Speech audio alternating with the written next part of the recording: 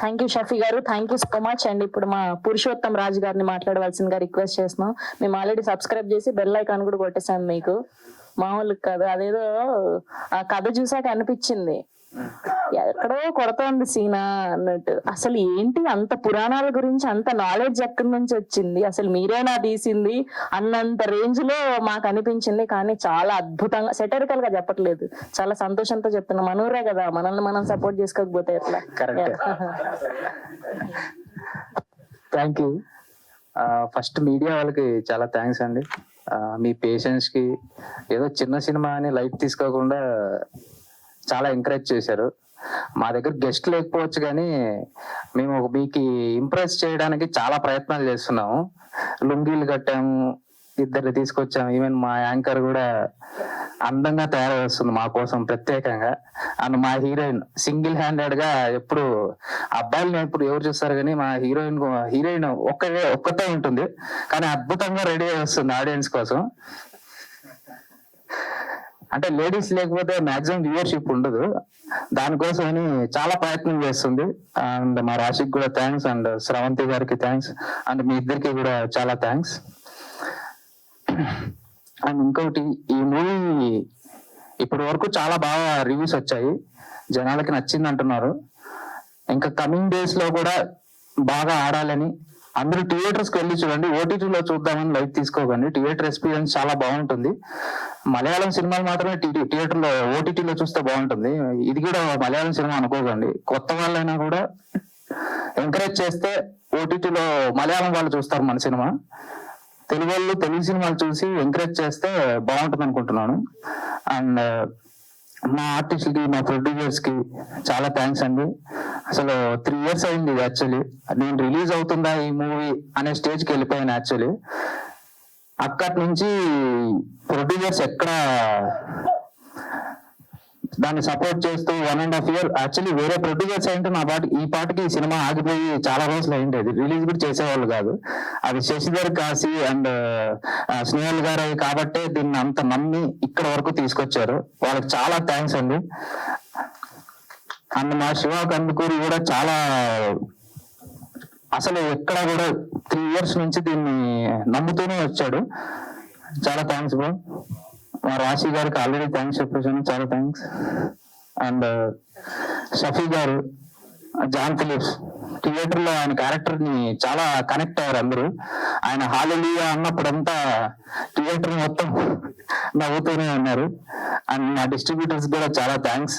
And ఈ week నాకు తెలిసి ఫుల్ హౌస్ఫుల్స్ వస్తున్నాయి.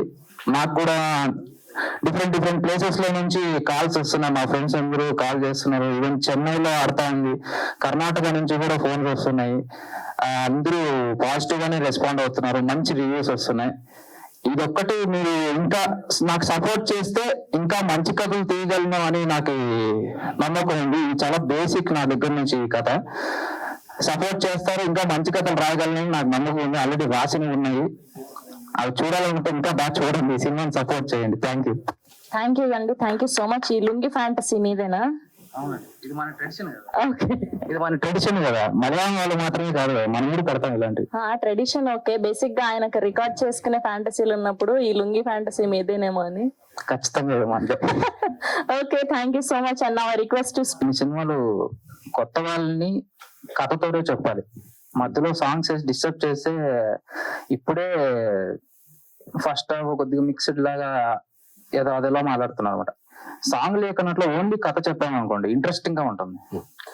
అంటే ఓన్లీ క్యారెక్టర్ మాత్రం చెప్పాలి అనుకున్నా. లవ్ అనేది స్టార్టింగ్ నుంచి పక్కింటి అమ్మాయి కాబట్టి నాకు అవసరం లేదు అనిపించింది అక్కడ సాంగ్. పక్కింటి అమ్మాయి స్టార్టింగ్ చైల్డ్ ఎపిసోడ్ లోనే వాడు చిన్నప్పటి నుంచి అదే క్లాస్ లో వాడు అందరికి నన్ను ఇలా లవర్ అని చెప్పుకుంటున్నాడు క్లాస్ లో మొత్తం. అక్కడ నుంచి స్టార్ట్ చేశా, ఎండ్ అక్కడ ఇక్కడ సెటప్ వేసి అక్కడ చెప్పేసా, పే ఆఫ్ ఇచ్చేసా. అది చాలా అనిపించింది.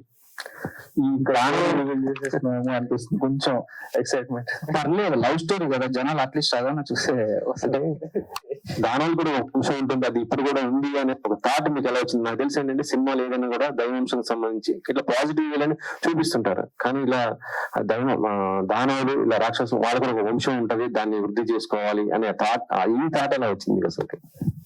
అంటే బేసికల్ గా నా ఉద్దేశం ఏంటంటే నేను భూమిని ఒక స్వర్గం లాగా భావిస్తాను. భూమి కోసమే గొడవలు పడతారు. ఆ భూమి ఉండేది కొంతమంది రాక్షసులని వాళ్ళకు ఒక జాన్రా ఇచ్చేసారు, మనుషులని ఒక జాన్రా ఇచ్చేసారు. ఈ భూమి కోసమే గొడవ కానీ ఇంకొకటి ఏదో ఉంది అంటే మనకి తెలియంది మనకు అవసరం లేదు. నాకు దీనికోసమే అని చెప్పేసి భూమిని కోసం అని చెప్పేసి అంతే. పార్ట్ మరి త్వరగా తీసుకొస్తారా, టైం పట్టే అవకాశం ఉంది అనుకున్నారు? ఈ పార్ట్ పార్ట్ త్వరగా తెస్తామండి. ఎందుకంటే ఇది చూసిన తర్వాత ఇమీడియట్లీ గా పార్ట్ కూడా చూడాలని ప్రేక్షకులకి అయితే కంపల్సరీగా కలుగుతుంది. సో ఆ కాన్సెప్ట్ ఎలా ఉండబోతుంది అనుకుంటున్నారు ఏంటి అసలుకి? పార్ట్ 2 కి సంబంధించి హీరోలు మరి మొత్తం సేమ్ మొత్తం ఇదే ఉంటుందా క్రూ ఇట్లా, లేకపోతే ఎవరైనా? అది యాక్చువల్లీ ప్లాన్ చేయలేదండి. పార్ట్ 2 అయితే ఉంది, అది ఇంకా రన్నింగ్ లో రాయాలి.